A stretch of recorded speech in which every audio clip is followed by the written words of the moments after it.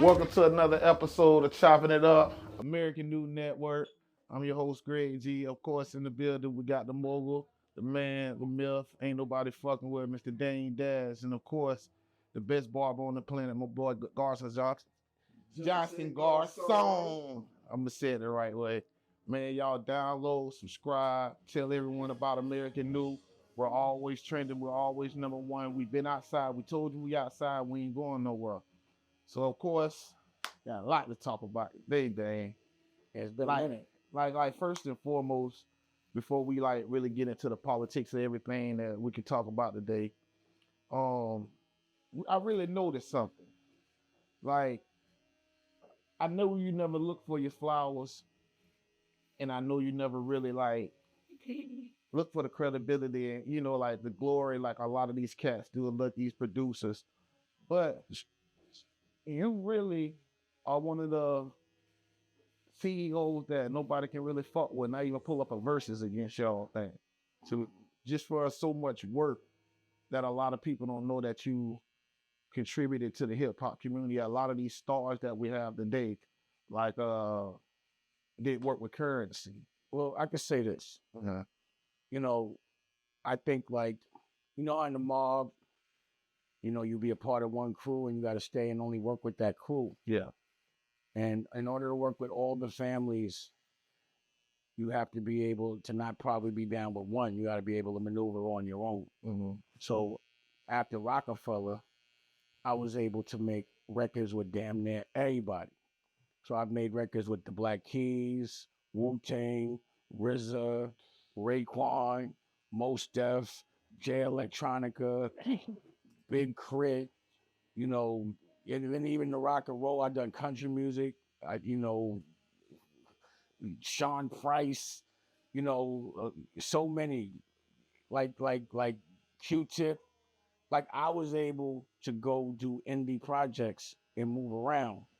You know what I mean? Mm-hmm. And I have a lot of different point of views. And I'm not just the person that was like, yo, I'm just on some gangster shit all day. Mm-hmm. That was the crew I was with. That's what we were portraying. Mm-hmm. But in actuality, as you see, like I like art, I like fashion, and in music, I like every kind of music. Yeah.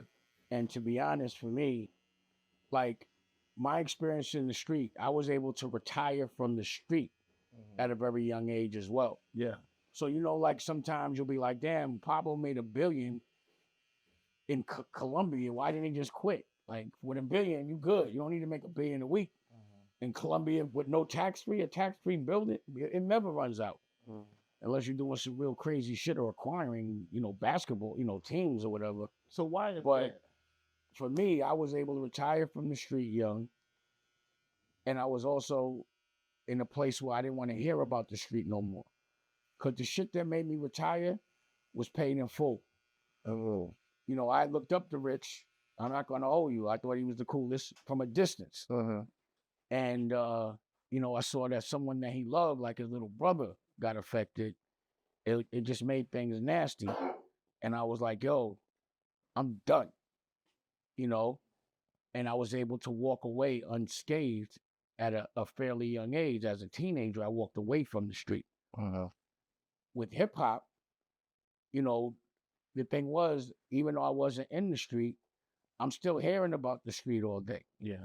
Now, once you see a kid get his finger cut off, a bunch of your friends, you see people that you used to hang out with cold in a coffin and seeing their parents crying. You seeing your homeboys go do time. So like in the street, you think PTSD is only for war. Uh-huh. And PTSD is really having friends and them dying the next day and then having it continue. And you have to internalize that. Yeah, facts. But in the street, you lose friends daily. And you still have to move on. And that shit's supposed to be normal. Like I've seen you affected like that. When a friend of yours, there's someone you talking to daily. And all of a sudden they're not there. And then how it affects their children and their families. And you still got to move on and be cool and hustle. You can't show no weakness. Right. You have to internalize all that. So for me, I didn't want to hear all that shit about the street, and I still don't. You know, so you come through, I'm playing some smooth shit. Yeah, facts. I don't want to visualize us killing each other or feeling like I got to empower myself by acting tough and tell a tough story all day or incriminate myself or none of that shit. So, you know, when I left Rockefeller, I was like, I want to do rock and roll. I want to do country music. I want to showcase who I am. But I do have a record with Ski that we made a while ago called 24-Hour Karate School. And that has Mos Def on it, Jay Electronica on it, Wiz Khalifa, Currency, Styley. It goes on and Crit, so many different artists. And as I was playing it, we went to Jekyll Island. And there's a story for that too. We went to Jekyll Island this week, but on the way, you know, we was in the Sprinter. And that's, you know what, that's 3 hours there. So I was playing, I was fronting on them. No, I actually went to Atlanta. That was a longer trip. That was 6 hours. Okay. So I was stunting on them like, yo, I'm going record for record with you. I'm going to play some shit y'all didn't even hear. And I'm going single by single. It's just like, all legends, all legends, all legends. Every single record. And it's just something no one even heard or knew about. I'm like, damn, I forgot I got all that in the cut. So 24-Hour Karate School, we're going to release that with Ski. I'm trying to get with him to see if they're going to do a show or whatever, something like that. But we'll see how that goes. But again, I have made records through like DD 172 and created, you know, all that whole era. I was making records with everybody that I thought was cool. Yeah. You know, and having the ability to say I want to do that and not do it for money. I just kind of wanted to be creative with these different people that had these different perspectives. And also I love that in that moment, collectively, they were all working together and they were from different states, you know, and everybody was about smoking. But not to cut you off or anything, but to look at hindsight, like the people that you work with, like, I mean, just look at the timeline. You know, of course, we have the Rockefeller days, but you were working with Currency before, you know, when the Jet Life started, you know, Wiz Khalifa, before Black and Yellow. And this is what I'm saying. And these are all. You know why? Because I love music. And that's what I'm saying. You know when you know you love music? When you'll do it for free. But so that has to be a gift. It's a love, bro. Like, for example, you don't have to pay me to talk to a beautiful woman with a beautiful soul. I'll do that for free all day long. You understand what I'm saying? Yeah. Music is like that for me. You see, now let me just tell you, all this on the road shit, I ain't making $1. My girl, you know what's pulling the company right now. We got American New, but it's the publishing division. It's Dusko Goes to Space. It sold 60,000 books. Yeah. So when I'm off on the road, we're actually paying to be on the road. You understand what I'm saying? All that hard work, and I'm not making $1. That's why I be fronting on them so they could know, like, yo, I'm not doing this for money. Yeah. Y'all should be making this into a career. I already made my bones. I'm good. I do this for fun. Like you see, I'm in here right now and, you know, they rehearsing and I'm just loving seeing a person that can play 7 instruments, realize their potential. And then probably later in life when they get as big as The Weeknd, I'll be like, man, the same exact thing. Yeah. That I do with everybody. I knew them before. But it's because I really love music. You know, I don't do it for money.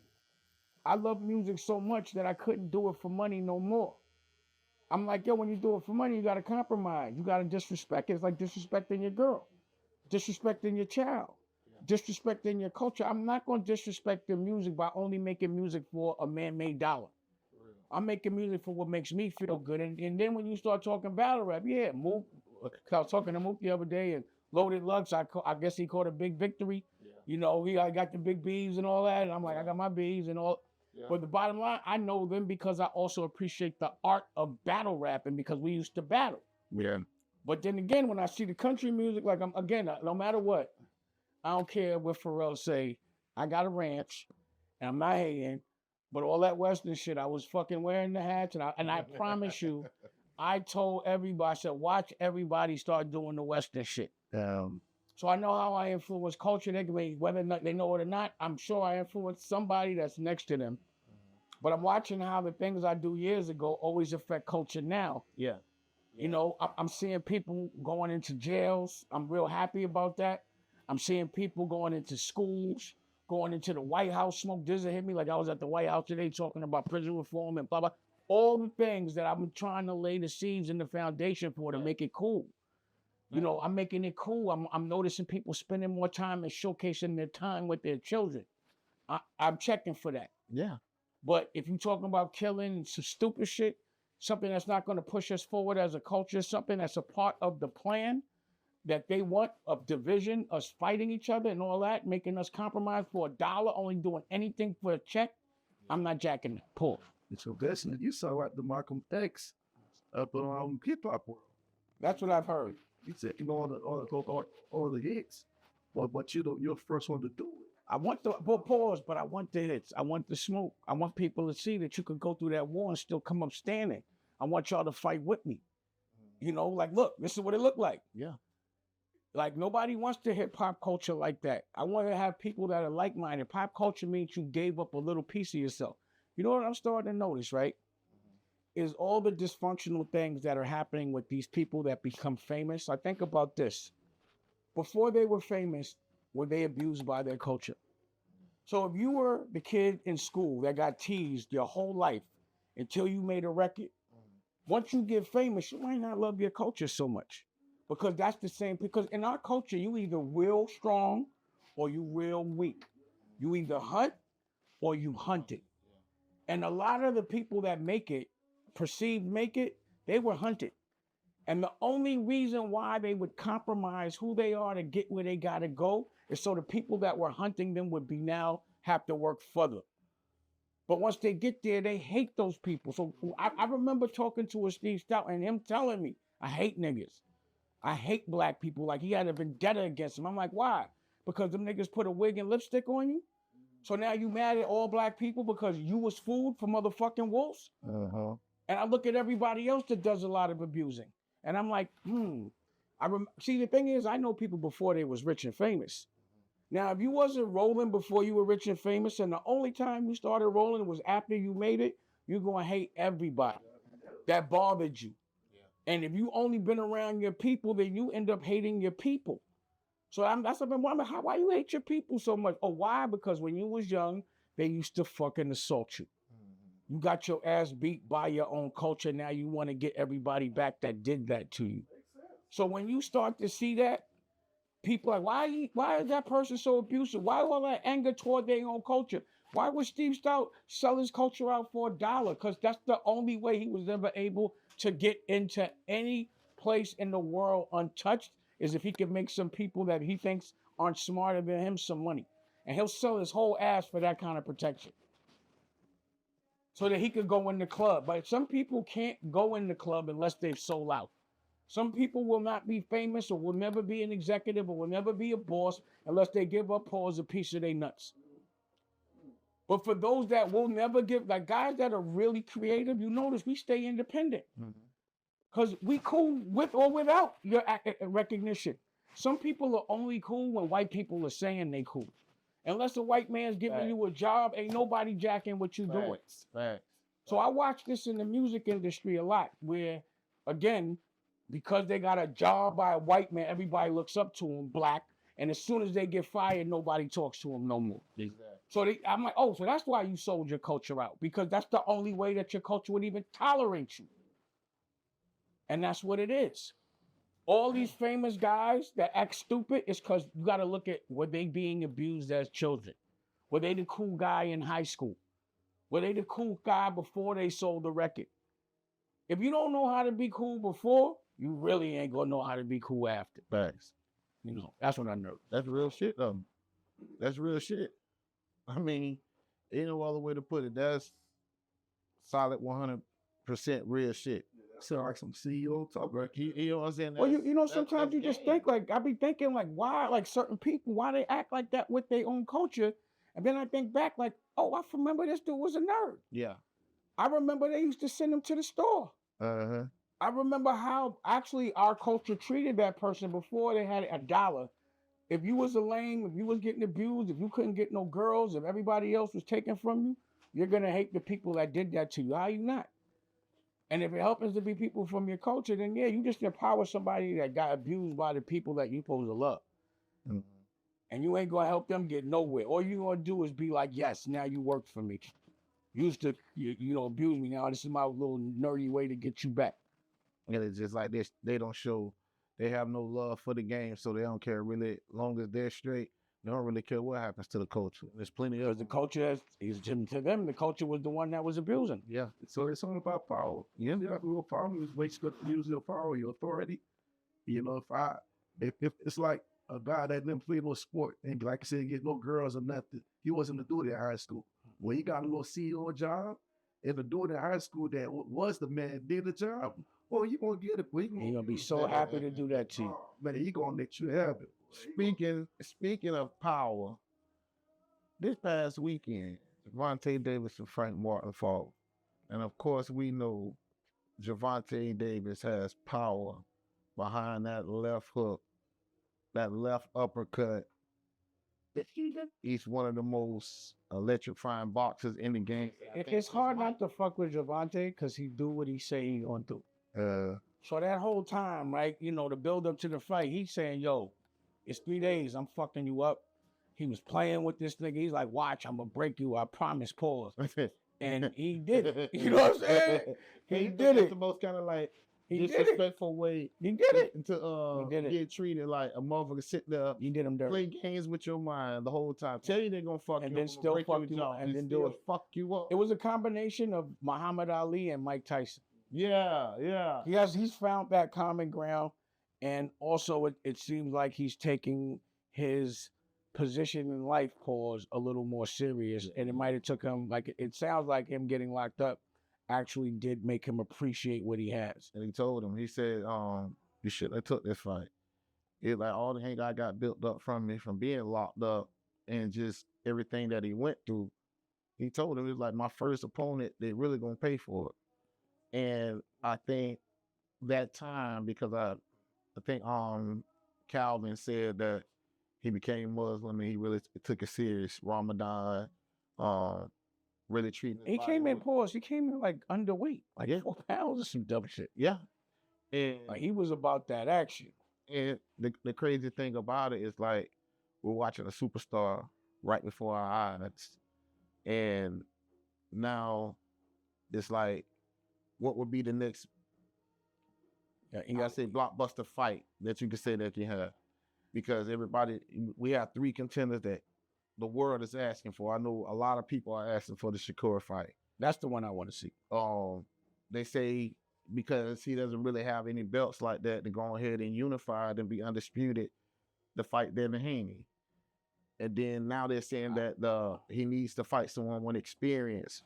And I wouldn't mind seeing a Devin Haney. Lomachenko, I would love to watch that, any fight he do, but I'd prefer as a fan to see him fight Shakur. I want to see Shakur fight because he talks that talk. He seems skilled. He seems like he needs to be challenged. Like it looks like, you know, somebody sitting in front of him, he's going to get bored. But if he has like a tank, somebody's going to get knocked out. And they're saying that, you know, because Shakur's been calling him out for he seems confident. Longest now, like you know, because like he was saying, he was supposed to. Frank Martin signed up to fight him, and he dropped out of the fight. The fight tanked, and he was just like, you know, I've been calling everyone out. I've been calling Devin Haney. He has. And so that's what I didn't like. You know, me as a promoter, I found there's too much politics, and that's the thing about fighting is you get to choose your opponent, and I don't like that. So I think in fighting, it should be like you can't choose your opponent. You don't have the option to say no. Like the Knicks can't say they're not playing the Celtics if that's what's on the schedule. You can't say, nah, I don't feel like fighting them right now. Let's play the best. The best should play the best, and that's that. Yeah. As a fan. Now, you know, if the thing about being a fighter is you become the owner of the team, but the team is one person. And that person gets to decide along with their team who they fight. They get to choose their opponent. I don't like that about boxing. Because then I don't like that you could just take a break for 2 years. Yeah. I think you should have to fight a certain, like, because it's not fair to just hold a whole division up. And that's to me, the only sport where you can do that. Well, you could just take breaks like that. Now, Tank said that he had a 7-fight deal and he's going to try to fight at least 2 to 3 times a year. He said because he feel like he's at an age right now that he's in his prime. He's gonna kill all the naysayers and go out. Because right now he's box off. He would just have to go up and wait. Peso. So that's what Canelo did. Anyone that's been great, they're only great because they beat niggas up that are bigger than them. See, remember Canelo started at 147. He might have started lighter than that. I don't remember, but he started out fighting people Floyd size. And then he went up to I think he was going to keep, I like the fact with Canelo is that he's going to keep going up until he loses. So he went up to that not Benavido, I forgot that. That's what I want to see him fight. He said he would take the Benavidez. Wait, I didn't hear him say that. Oh, he said the money right after he fought Munguia when we was in there watching it. Oh, and he said, "Oh man, the money right, man. I'll fight Munguia tonight." If you would feel like he the one that can, I mean, because he's undisputed. He's fought everybody. I would like to see Terrence Crawford against him too. yeah, that's I would like to see Terrence Well, Crawford Canelo against already said that's like a window, I think. But I would like to see that as a fan. So, do you think That's almost if a tank moving up, he's at 135 right now. You gotta go to 147. A clash with him and 140. Crawford. What would that do? Terrence is too big. Big? I'm not saying. I'm just saying Terrence is a big dude. He's compared to. So I don't think it would be so much more of a stat for Terrence than as it would be for Tank. You know what I mean? But I mean, like the box office. What would you? No matter what, people would go see that. Yeah. But I'm just saying, if I'm Terrence, I'm not fighting a nigga that little. Because if I knock him out, they gonna be little. Yeah. You know what I'm saying? I've had those kind of situations where I'm not doing nothing. I remember in the street, right? I don't want to cancel nothing, but it was I'm not gonna I had a beef with Paul on some nigga owed some money, and he was gay. So I'm not gonna do anything to that cat.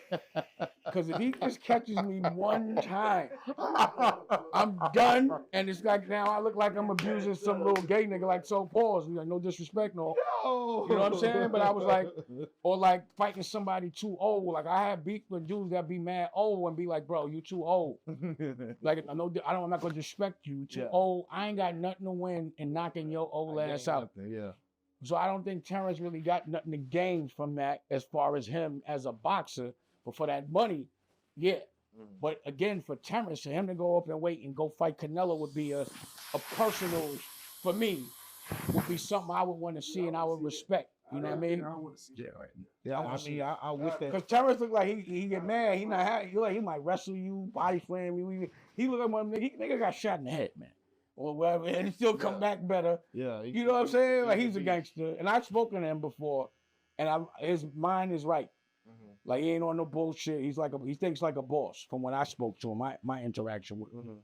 I like what type of time he was on. So what? I'm just curious to know, who is Errol? Is he ever going to fight again? Yeah, he's supposed to have a fight coming up. Who? I forgot the guy. They start with an O. No, Errol Spence. What you thought about the Adrian Broner fight? He got his teeth knocked out and still thought he won. I mean, you got to, it's like Trump, man. You know what I mean? No matter what, you never say you lost, no matter what. He was such a great boxer at one time. I hate to see boxers that fall to losses like that.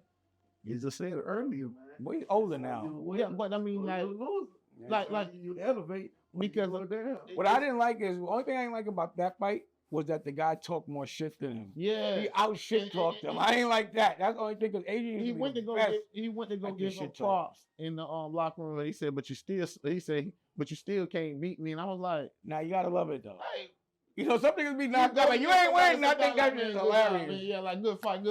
But you still ain't beating me. It's not so too far. But it's still hilarious. You gotta love it. Pause. You gotta love it. I don't really think Adrian Broner cares, bro. Yeah. I think he talking. So he was saying some shit that was kind of reckless to me in public, but I ain't gonna get to that. But I just don't think he gives a fuck. I think he just burnt out. Pause. Not in the way that you just have to say, yo, I would prefer he was winning, but every time Adrian fight, I watch. I ain't gonna miss Adrian fight. He's very entertaining. He's entertaining. Yeah. He's So entertaining. we would say the consensus would say Shakur and Tank, but we know the money is going to say Lomachenko and Tank. Because what they're saying right now that Lomachenko. I just think Shakur deserves a shot. Yeah, I think he does. I want to see it. But they were just saying about his last outing, it didn't. Yeah, but he wasn't. Again, a lot of times you fighting someone that's not challenging you a lot. It wasn't like he was getting his ass whipped. It's just they want to see more activity. But you know, sometimes it take someone to get punched for them to get mad. You know what I'm saying? That's what I'm saying with Tank. He delivered exactly what he said and should do in the fashion and form that you want to see that delivered in. So it's been a lot of Canelo fights where I'm like, this shit is whack because it went the whole distance.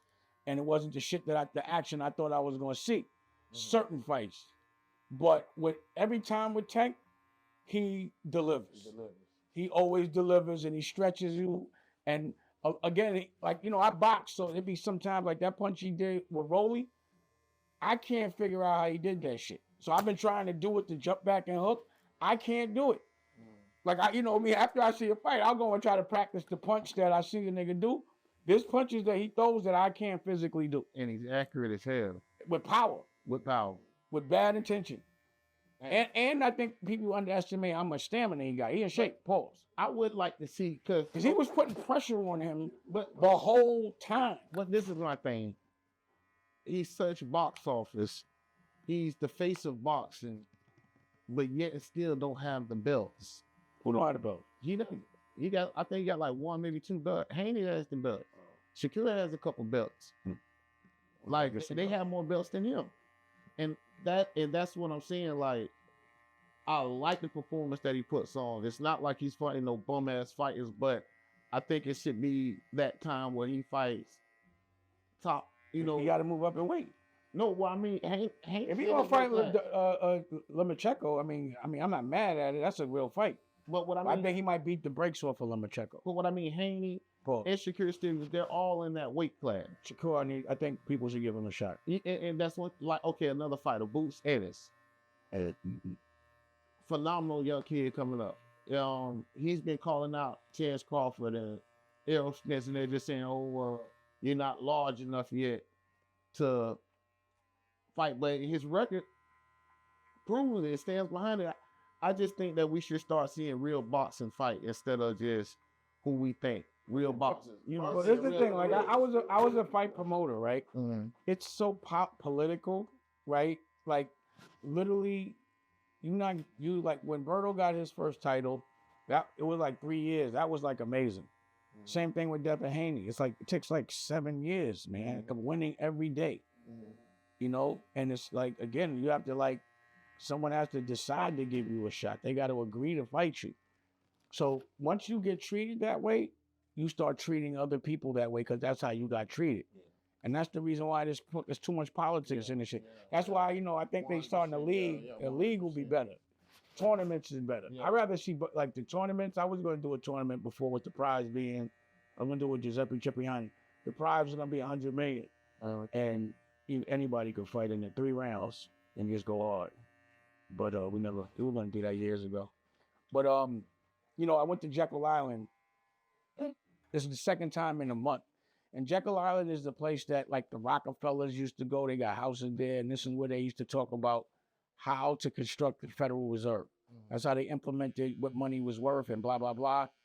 And, you know, we're able to go back along, you know, with Farrakhan's whole crew, you know what I mean?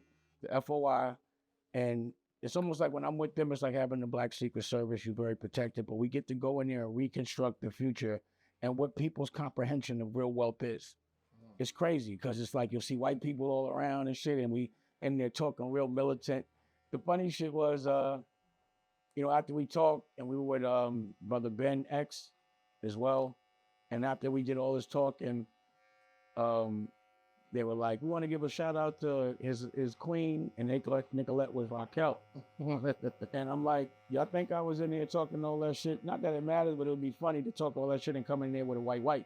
Mm-hmm. You know what I'm saying? It's like, I always feel insecure about that because sometimes people think Raquel is white because she grew up in Hilton Head, but she's really Puerto Rican, you know? And I'm like, you know, again, I don't really judge someone by their color, but it's still kind of like condescending or contradictory sometimes when you have black people talking about all this black militant stuff, and then they go home and have a white wife. Yeah. You know what I'm saying? It happens. But for me, this is what I was pondering. I was thinking about this. I had an epiphany, right? And you'll probably hear me say this again. The good thing about a mixed child, a mixed race child, I'm sure a lot of people will go against that, is that child can't be prejudiced. So if you have white, have black, you can't hate white people and you can't hate black people. 'Cause you got, so the more of that it's like more becoming one race, and this division is to keep us fighting. But if everybody has a little bit of everything in them, how are they gonna be prejudiced against anything? Yeah. So Baby Dusko can't be prejudiced against nothing. He got Spanish, he got black, he got a little white boy, he got a little bit everything in him. Not all my kids are a collective of different culture to the extent that they cannot be prejudiced. And there's a lot of mixed race kids out there. And eventually, I mean, it's gonna happen. Yeah. Eventually, everyone will be one race, and that's what everybody doesn't want so bad. Because then, who's gonna fight? If everybody has if you have black, half white, then you can't fight nobody. You know, or instead of like, oh, now I'm mad at China. No, you ain't doing that. So, you know, when I hear people say that they don't want mixed races, white, black, whatever, I'm like, but what happens? That means no one can pick a side. You got all sides, and then we really become human beings. Now, I'm sure a lot of people disagree with that, but it just makes logical sense to me. You know what I'm saying? Like what you said, you know what Japan right now? They're playing black men $75,000 to go to Japan. Only thing they have to do is make babies. Wow. Who told you that? It's all over. I can see that. They want some of that swag blood. Now they're getting a black man to go over there. They'll pay you $75,000, you know, or for whatever it is. All you gotta do is make babies. Mm-hmm. Mix is You ever seen that? A mixed baby, half Chinese, half black girl? amazing. Beautiful woman. But you know, Woo! Remember half black and Filipino? Nigga, know that? That's exotic right there. But listen, that's exotic. That little race of black and black people mixing together. That's a whole new generation of giants, basically. Well, again, you know, it's just if you look at the trajectory of the worlds, at some point we're all going to be one race. Yeah. Because all races fuck all races. Mm-hmm. And, you know, that's how they say Italians got made, from the Moors coming in and running through shit. They said Genghis Khan fucked almost 99% of everyone's related to Genghis Khan. That nigga had to run. You know what I'm saying? He was taking over shit and smashing everything he saw and impregnating it. They said that nigga smashed everything. You know? King of that era, huh? Genghis Khan. No. Oh. Because Nick Cannon is making babies everywhere. I mean, he got the money to do it. You know, I don't count no man pockets, but Nick Cannon started boy look like this shit, man. This ain't drumline shit. Let me show you who I am. But, you know, while I'm on the topic, you know, the drafts that the government or the bill that they just passed. Yeah, that's kind of scary. It seemed like, well, Russia is over there. Yeah. They're right next to us, right in Florida right now. But I never know if they bluffing. Like I always think, because people feel like he's bluffing. I don't see how, you know. And he went over there to see King John, ask him if he would give him some support and all that. But you know, he seemed like he be trying to stand his ground. You know, but it definitely is something to pay attention to. Yeah. And you know, it's like, yo, what the fuck? They right over there. The submarine. I mean, we got like 4 in Canada pulled up. Like they playing big games. Yeah. Big games. They playing big games. But again, it's like sometimes I wonder if they're trying to distract us with all the other bullshit while this stuff is going on. And you know, the funny thing is, wars are just really 2 or 3 different families that are just mad about something. And then like 99% of the world got to be like currency, or they're not even looked at as humans. It's just casualties of war. These wars ain't got shit to do with how we feel. Well, you know that one guy that they can they put espionage on Arizona that when it told about the Clinton administration, how they were spying on, invading our privacy and everything like that. He's still over there. He still has that part over there, you know, and he knew a lot of our information. So I feel like everybody know everything. I was watching that Oppenheimer today. Good movie, man. Check it out. Oh, shout out to the Boston Celtics again. So you know what? It seemed like the NBA Finals wasn't covered like it usually is. Man, it got him out of there real quick. I mean, They got him out of there real quick. Like they ain't even pitch him. Like I knew that game 4 when they blew on my 30. I was like, they just want to win it back on their home floor. So who the best player in the Celtic right now? I still say Jason Tatum, but they say Jaylen Brown. They got it done together. Come on. They got it done together. Come on. We already had this talk already. Listen, My boy Jaylen Brown, hear the truth. yeah, I know. Yeah, hey, shout out to him. He won the Finals MVP. Highest paid NBA player right now in the league. Yeah, A genius. you know, when EC Berkeley. But I just say Jason Tatum because I'll never take anything away from Jaylen Brown, but Jason Tatum has been more like a force in the face of the Celtics for the past couple of years, more than Jaylen Brown.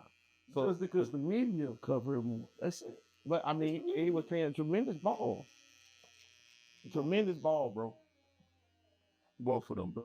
Because this is what I'm saying. There were at times in their careers when they wanted to trade Jaylen Brown, they would talk about trade talks with Jaylen Brown, and not once were they even thinking about trading against Tatum. Now we can keep that rule. Now we're gonna say it. That's all I'm saying. Feel about that. Yeah, I mean, we'll go to that light skin, dark skin stuff. I'm gonna get into that. well, I said the safer look. Then I say this: Milwaukee when they gave Giannis. no, not Giannis. Drew Holiday, when they traded him in that trade to Portland to get Dame Lillard, as the Celtics picked them up, that's what a championship. That's when you knew they automatically won a championship right there. Because to me, he's one of the best two-way defender, offensive, defensive point guards in the league right now. That I agree with you when it comes to that. And he plays disciplined ball, like one of those players that don't want the spotlight. You do all the little things, and any night he give you 25. Yeah. Any night he give you 25. And he don't got to be a third, fourth option. Yeah. He really was the difference. But I just feel like Kyrie done. I don't know. It just didn't. It wasn't sinking the way it had been for those other 2 previous rounds. Because when they played against Minnesota, it was a whole different ball game. It was like they were saying that was the best backcourt in the league. Yeah, I was just happy to see Kyrie, because I remember, a year or 2 back, he was losing all his endorsements. He got his own sneaker now. He made it to the chip. So the funny thing about going to the chip is either way, because you went to the chip, you won. Yeah. So you might not have won the chip, but you won. You did better than every single person in other team other than one team. But you still in the chip. That's still a W within itself, or his I was just happy to see him in the chip. I was glad. I felt like he deserved it. He wears the barriers. He messed with my man Barter. Yeah. Pause, you know what I mean? He seems like a good dude. He stand on 10 toes down on what he believe in. He's very proud to be black. And he went into Boston and he was very eloquent and lost. That's what I saw. Yeah, he showed up. And he leads his team. I like the way that he made sure his team he looked like he was, very mature. Like he was a proper representation of what it looks like. He went through a lot to stand 10 toes down with your culture and still have to play in another man's game. Much respect. And that's what I'm saying. That's what I like. He earned it because he was the only person that singled out during COVID where he said, I want to take a shot. And he couldn't play in no New York arena. And that affected him and it started affecting his pay. And he stood on what he believed. Remember they were saying that he was and he was like, I'm black, how can I be anti-select? And he's breaking it down and he wanted to make it bigger than what it really was, but to turn around a couple years later in New York granted the law that if you lost your job or you were laid off because you did not take the shot, they had to reimburse you. So he get his bread back for that? Yeah. Wow, that's dope. And he didn't have to play. What? Yeah. And he didn't have to play. You see what I'm saying? That's what I was like he deserves that because he was the only one stood on 10 and was losing the They press for it. they was singing him You out. gotta respect it. You gotta respect it. And they lost the sneaker deals and all that. Man. Hey, he should be able to sue them for that to me. And I thought that was pretty dope that his dad is on part of his shoe line. Mm-hmm. You know what I'm saying? Dad, he made his first shoe designed by his dad. And I was like, you know, It's the thing about me. Whether you're an artist, a player, sport, whatever it is, whatever the world try to take you down, you know what I'm saying? They try to cancel you. That's the reason why. He's to me our I version. say that He's about- he's the updated version for me of Allen Iverson a little bit. it was just like the same thing that we were talking about, like how they tried to They try to cancel. like they tried to blackball my boy in, and it was just like I blackballed kept fighting, them. though. I blackballed them. Mhm. So they try to make it look like it. I like, yo, you can't come to my party no more. You know, it was like, yo, fuck your house. I just built my own, and you're not invited.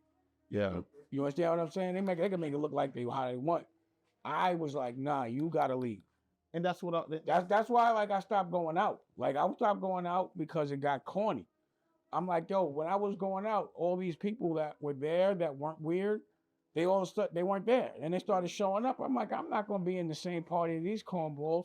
Any party they at is gonna be whack because they shouldn't even be like certain people for me, they're so behind the game and they only know about when pop culture knows about it. You supposed to know about it a year before pop culture, 2 years before pop culture. That's why everybody be thinking I'm in the future because nigga, I'm creating the cool. And you don't get it for 2 years. Yeah. So I created the present, but you get it late. So you think I'm futuristic. Now I'm creating it now. You don't see it. And those are the type of people I like to be around. Futuristic people that don't fold. And those aren't the people that pop culture is going to know about till later. So they'll be like, it's not that I know the future, just that y'all late. You understand what I'm saying? That's what it be. That's what I was saying. Like the people that you work with, like we were just saying earlier, the currencies and those they became to be big stars of the game, and it was like you will always know this talent from just the work that you put out. Your work speaks for itself.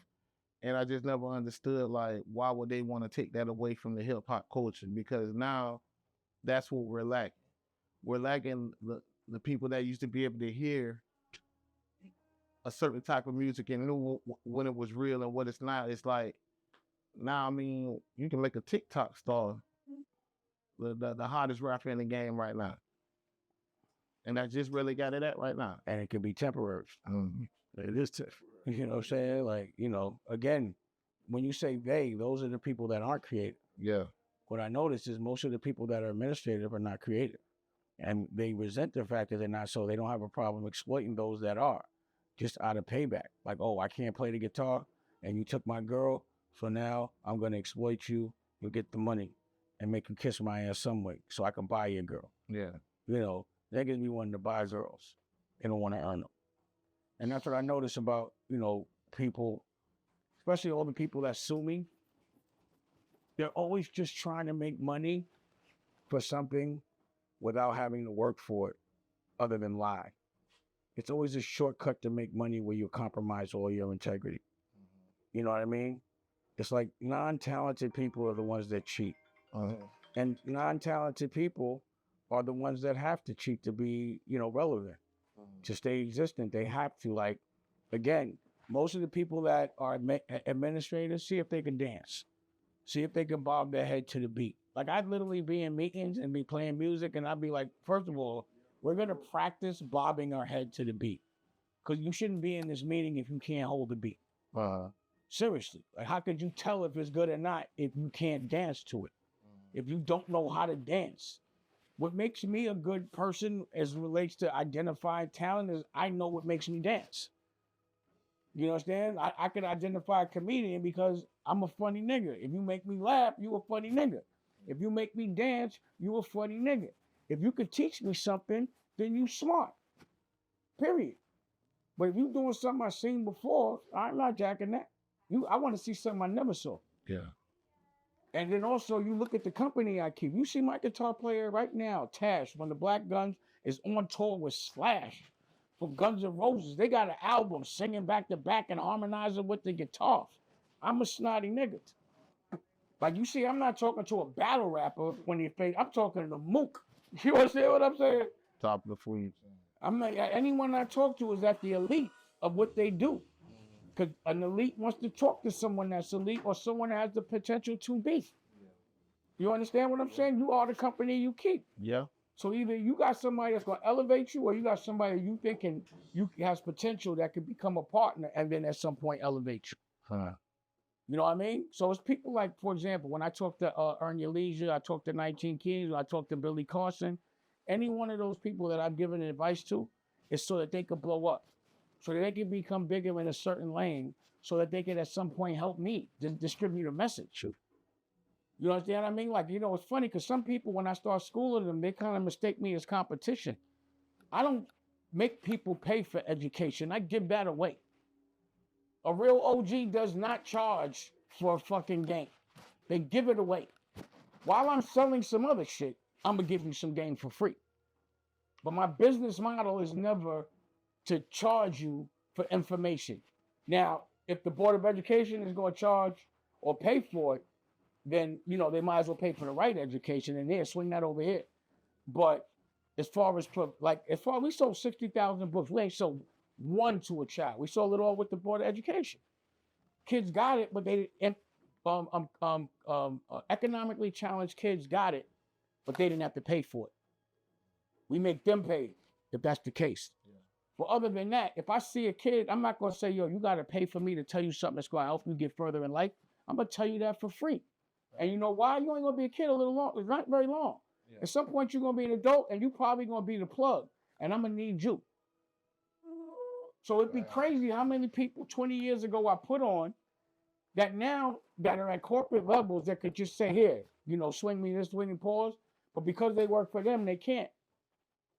Like this thing with BET. It's crazy because BET is not owned by nobody black, but everybody black that works there. Should they feel like a sellout? If you selling ads for a white company all day long, knowing that they only making money or black culture, are you not a part of the problem? Yeah. And you like, nah, I gotta eat. So you gotta eat selling images of us doing dumb shit so that this white company could get our black dollars? And then you want to act like you fronting on somebody? I help making a mockery. It's exactly, that's what the problem is. Black people that work for these white companies that are selling black shit, you need to have some accountability. You are the problem. Yeah. Like, yo, how the fuck I'm going to act like I'm working for black people and something BET, and you not black? I'm bringing y'all our money. Yeah. And then you ain't going to help nobody black? Yeah. Yeah. Hey, trust me, it gets deeper than that, bro. Real talk. Like, and I never really understood that, like, why do we feel like we have to sell out our culture? Or why do we have to always use that dumbass excuse, I gotta eat? There are many other ways to eat than selling out your culture or making a mockery of your culture, because at the end of the day, these people don't give a damn about you. It's called being non-talented, having no confidence in yourself. Yeah. I need someone to do something for me because I can't do it for myself. To me, that's like a man that says that I gotta eat is a fucking bitch. Yeah. Because that's like saying another man got to take care of me. Any man that lets another man taking care of them is a woman. I don't want to hear that shit.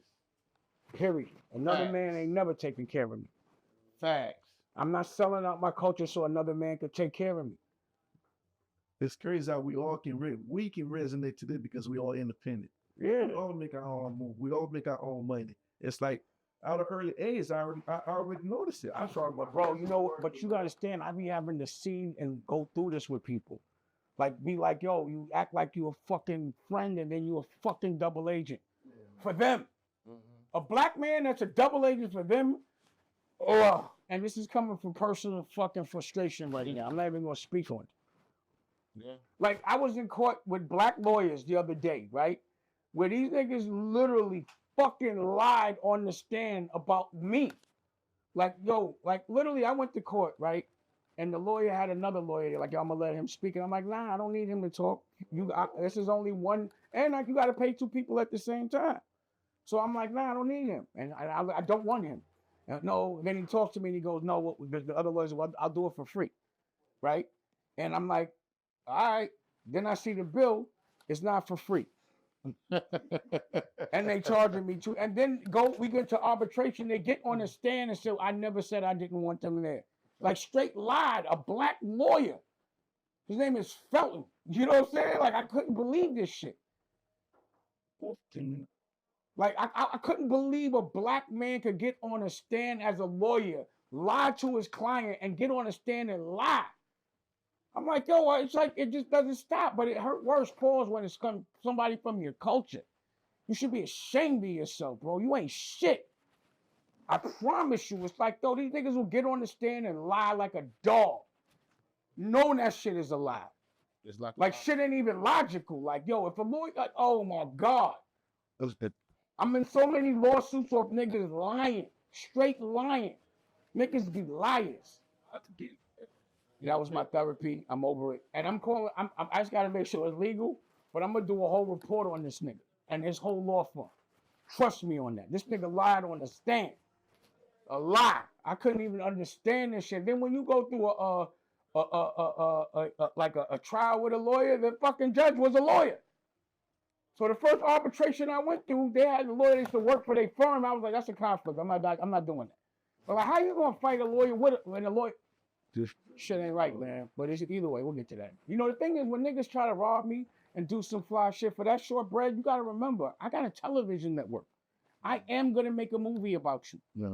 It's not now. It's gonna be when you got kids that gonna be like, why you talking about you like that, Dad? Because you did that shit, and you're gonna have to lie to your kid and say you didn't do it. But in your heart, you know you ain't shit. Period. Like, if you a liar, you a coward. That means you a fucking piece of miserable shit if you gonna lie on another man. Period. You can't even look at yourself and be like, I'm all right with that. Especially when you do something, stand 10 toes down, act up about it, and then be lying. The crazy thing about it nowadays, you have people that act like they just don't give a fuck about being black. Like that doesn't mean black don't mean nothing to a lot of black people. I'm gonna tell you that right now. And that's where we're at right now. This shit is crazy, bro. We're gonna be a forgotten culture. Shit is crazy. Just like I said earlier, it was the black dude that used to get picked on by other black people. Now that's the guy, and this guy Felton, I know he was a nerd, a no mustache ass nigga. Probably got beat up by all the black people and now want to get them back and rob them. But still in all, you niggas be knowing what you up against and they still just want to try to rob you. And work for a white law firm. That's it, bro. So I'm blowing all that shit up. I'm just making sure it's legal, but I'm going to get at you. Trust me. I got you. I see you when I see you. Legal. And that's crazy that I've seen it myself in life as well. I've seen people work for a white company and they will put their heart and soul, they will die for this company that is not theirs. Like, I've always had this notion of like the best nigga syndrome. Like, they don't care about working for a white company. What they care more about is the white man favoring another black man over you. We're at that point where it's like, I don't care about who I work for, as long as I'm the best nigga there. Because they feel like it's a reward at the end of the, you know what I'm saying, at the end of the road for it. We try to please the wrong people. Yeah, exactly. We don't care about our people because we want to be the best nigga. Long as we get viewed in their eyes of, this is my top nigga. Like people really, like it's just so many celebrities and people that really play our culture as if they're for it, and they really make a mockery of like a lot of people do that shit just for. There's so many, I ain't gonna say no names right now, but they act so black and make money on black people. But when someone black comes to work with them, no go. Someone black comes to get advice from them, no go. Like Spike Lee. Yeah. I would just line it up like Spike Lee. What? I tried to bro. I sent the kite to I sent the kite to Spike Lee when I was putting out Honor Up. Yeah. And I was like, yo, I just need some advice through somebody. He was like, nah, I don't talk to him. He's too arrogant. Da-da-da-da-da. He's supposed to be for the blacks, though. What? When you seen it? And then, right? So then I had a gallery in the Lower East Side. And, you know, so a man from GQ threw it, Mark. He did, I curated some art that he did. So the whole fashion world, he pops in. He didn't know it was my gallery. So he came, oh, what up, bro? The nigga left. There he was. Yeah, and then Nick Totoro, like he's in a lot of my movies, like, I was on the Spike Lee set, and he just didn't have anything good to say about you. Like he just was like, I mean, I don't even. I guess it's some Brooklyn shit, but it was just like a black man and knock another black man that's in the same fight, asking for advice. And for some reason, why you just hate black? Because again, I just look like a guy like that must have got abused when he was younger. But it was, I'm telling you, I'm like, they must have beat. I must have reminded him of that bully that used to fuck with him or take his girl. But it was very disappointing when I asked for advice and Spike Lee sent back a kite like, no, I'm not talking to you. And I, you know, I said it on the radio and asked about. I never heard no response or nothing. I just heard more bad shit. So Nick Totoro was like, yeah. He's like, I don't know why Spike Lee is talking like that about you. He's like, yo, that guy is just too arrogant. Like, why would a black man say that to a white man about another black man? So everybody said that about Spike. It don't even matter. It's like, yo, if any black man calls me, we clicking up and we talking. Or we from the same culture, we like-minded, regardless white, black, or whatever. But if we fight the same fight, especially for art, then I'm going to say, yo, I'm going to give you some advice. So let's click up. I'm not going to send back a kite, no. And I ain't never did nothing to you. So yeah, now it's like, yo, why you acting like that? You going off here. But then you keep talking about black culture and shit, you know, shit like That's that. the shit that I be talking about right now. It's a lot of niggas that do that, man. I mean, the point that we at in life right now is just like it's even bigger fight. We fighting everything now. We, you know, in our own kind, we've been doing that for a while, but it's like now your own kind is happy to fight you. Now I'm setting on it. I'm setting it on niggas. I'm the aggressor. I'm not playing defense. I'm getting at people by doing it the right way. I'm fighting a war where I don't wait to get hit to punch. I'm punching first. You understand what I'm saying? Fuck all that. I'm not in the defense. I'm not a victim. None of that shit. I'm fighting them. I'm punishing them. That's how I look at it. And again, ain't no violent, tough shit. It's like, let's go intellect. Let's go creativity. Let's go other generals and other places collectively. Let's see who wins that war. But I'm outside. And not, again, I'm 53. You know, I ran into Beanie Siegel in Pittsburgh. Good to see him. And he's 50 now. It's bugged out to see us become 50. And, you know, be able to see each other so many years later, know about what we've done and what we're going to do. So it's good to see him still doing well. That's a blitz. You know, Shout out Beans. shout out Beans, shout out to Whole State Property. You know, I got that project with Freeway, and you know he's on tour. He got his stimulus thing on the floor. So after that, Freeway puts that out, and you know, being on the road was, you know, I got Micah DiMenci. That be killing out on the road. Yeah. Eddie Reg got a birthday like it, so that's coming out. Video. I got all these videos. What I'm gonna do is I got Christian Bay, Canada, Bookster, Detroit. got that video. T Reg, Indianapolis, like this. So I shot that video. Got the Chicken and Pasta, Florida. Yeah. 2 videos with Lee and Nicolette, the Off-Whites. Yeah. He called them the Off-Whites. And Redemption.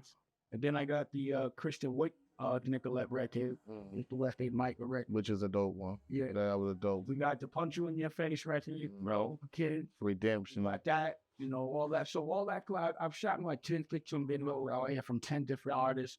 And we're going to put them all out, collective albums, you know, 5 to rest the artists on one. And each one of those artists have a video and they all have projects. And we're all putting that out. But we've been touring. Mike is in there now, making this content, doing big one. And probably, you know, Chicken and Pasta, birthday song. Those are all done. And still the all new videos done right now. And we have the Fast channel out right now. And we got the 24-hour Fast channel. Blue Rock on American New. And I think American New, they don't understand this. American New is the house network, but we distribute networks. We're like a Comcast. We're like a Tubi. Yeah. So we put our own work up first. So one is 24 hours of American New. The other is 24 hours of Blue Rock, which is music. So if MTV, to me, MTV should have had a label, right? So I'm like, I'm going to make the label, but then I'm going to turn the label into a television network so we can just play the videos and the content all day. So that's playing 24 hours. And then American New, which is like content and music, fashion, all different verticals, that's playing 24 hours. Then I'm going to launch the whole Only Movie channel. So Only Movies is going to be playing. And then the Applefish channel, which only kids. So I'm at like 4 television networks on American New being distributed. Right. A group. I'm making my own group. You feel what I'm saying? Right. So appreciate it. Fresh cut is crispy as usual. I'm liking the bearded dame era. You feel me? All white. You know what I'm saying? Platinum. I ain't had your size, but I gave him some one-on-ones. Oh man, Some CEOs check, from man. China. Yeah, when y'all check these CEOs out there, y'all, I'm a rocker. Y'all gonna be hating, man. This is another episode of Chopping It Up. Like I said, man, we got the mogul, the man, the MILF in here. Dame Dash, the best barber in the world. Holla. Oh, you know what else? Before we leave, my girl, we just shot Baby Gus Goes to Space, the movie, and she's doing the actual show at Jesse's on Saturday. Yeah, So everybody come out, man. If you but think about it. We turned a book and made an album, did a movie, a show. Now we making the toys. It's the 8 octopus legs from anything, but even down to children's books and education. That vertical is stimulated on every corporate level.